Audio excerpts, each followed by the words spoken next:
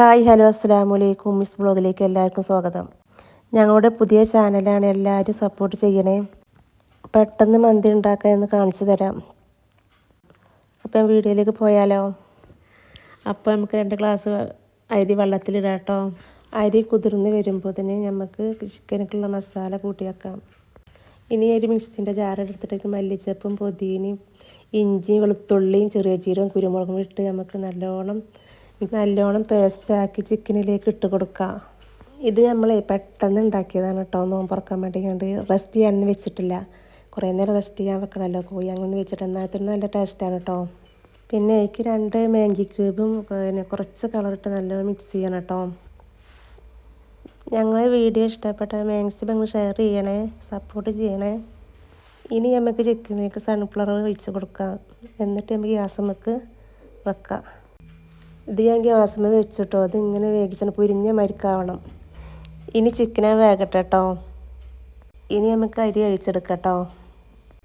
പിന്നെ വെള്ളമൊക്കെ നിങ്ങൾക്ക് അരിക്കനുസരിച്ച് വെള്ളം എടുക്കാം കേട്ടോ. അതിക്ക് ഞാൻ കാറാമ്പട്ടി, ഏലക്കായ്, നാരങ്ങയും പൂവും ഒക്കെ ഇട്ടു കേട്ടോ. ഉപ്പൊക്കെ 2 സ്പൂൺ ഉപ്പ് ഇട്ടു കേട്ടോ.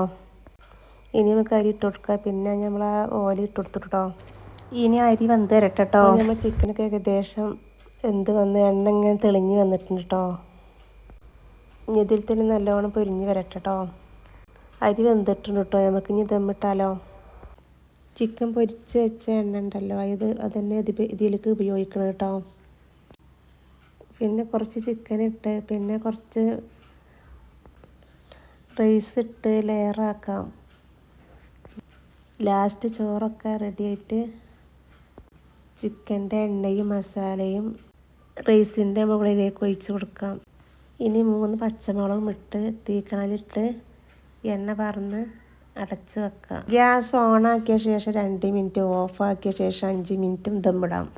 അപ്പോൾ നമ്മൾ മന്തി റെഡി ആയിട്ടോ. ഇഷ്ടപ്പെട്ടാൽ ലൈക്ക് ചെയ്യുക, ഷെയർ ചെയ്യുക, സബ്സ്ക്രൈബ് ചെയ്യുക. ഇന്നത്തെ വീഡിയോ ഇത്രയേ ഉള്ളൂ കേട്ടോ. ഇൻഷാ അല്ലാഹ് ഇനി നമുക്ക് അടുത്ത വീഡിയോയിൽ കാണാം.